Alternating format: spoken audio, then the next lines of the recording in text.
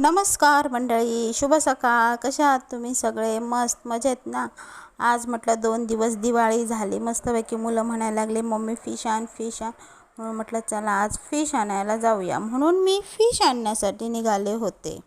मुलांना दिवाळीत व्हेज खाऊन कंटाळा आला आणि गोव्यात खूप म्हणजे एकदम फ्रेश असे मासे भेटतात.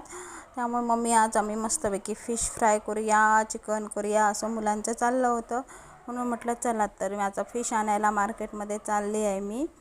तर म्हटलं आता ही गाडी हळूहळू मी काढत आहे.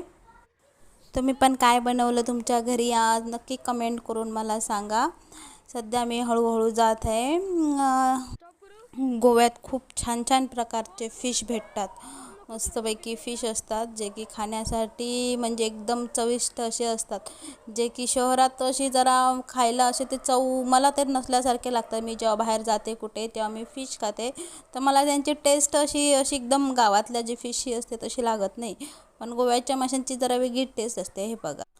हे बघा हे मी बाजारातून कर्ली, ह्या फिशला कर्ली म्हणतात. मी कर्ली आणलेली आहे, स्वच्छपैकी धुतली, मीठ लावले आणि हे कोकम आहे. कोकणात जो कोकम सरबत तुम्ही पिता ना तसंच हे कोकम आहे. त्याचा हा रस आंबट काढलेला आहे. हळद घातली थोडीशी त्याच्यात मी आणि लाल मिरची पावडर घातली आणि हे असंच 15 मिनटं ठेवायचं असं, जेणेकरून आंबट तिखट मीठ हे सगळं लागायला पाहिजे. कधी पण लगेच फ्राय करायचे नाही. हे जे असतं ना फिश ते 15 मिनटं बरोबर, कमीत कमी 15 मिनटं तरी तुम्ही ठेवा, जेणेकरून त्याला मीठ मसाला मस्तपैकी लागतो. म्हणजे खाताना आतपर्यंत जे तुम्ही पीस जेव्हा तोडता ना ते पीस खाताना एकदम मस्तपैकी मीठ आंबटपणा लागलेला असतो टेस्ट. नाहीतर ते असे खाताना अळणी गुळगुळीत कशा वेगळेच लागतात टेस्टला. ते एक माझं हे मला तुम्हाला सांगते. त्याच्यानंतर हे मी मस्तपैकी भिडं घेतलेलं आहे लोखंडी, जे की आपण घवणे पोळ्या वगैरे काढतो, पण मी फिश त्याच्यावर फ्राय करते. माझ्याकडे 2 आहेत.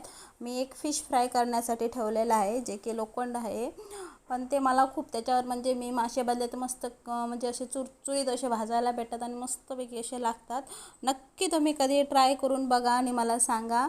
त्याच्यानंतर जरा हे लोखंडी असल्याने भिडं टाकायला जरा टाईम लागतो तापण्यासाठी, म्हणून आता ते तापलं, मी तेल घातलं. त्याच्यानंतर आता हे एक एक फिश आहे तो मी आता फ्राय करण्यासाठी तव्यावर म्हणजे भिड्याच्या तव्यावर ठेवत आहे. आणि तुम्हाला सांगा माझा व्हिडिओ कसा वाटला. आवडत असेल तर नक्की लाईक करा, शेअर करा आणि कमेंट करा. त्यानंतर एक एक करून मी सगळे फिश घातले आहेत. आज मला तुम्हाला मार्केट दाखवायचं होतं फिशचं, पण मी मोबाईल घरीच विसरल्यामुळे मी तुम्हाला ते दाखवू शकलं नाही. हे होतं आजचं माझं म्हणजे जे मी फिश फ्राय केलं ते तुम्हाला ही थोडक्यात रेसिपी दाखवली आहे. नक्की सांगा कशी वाटली ती.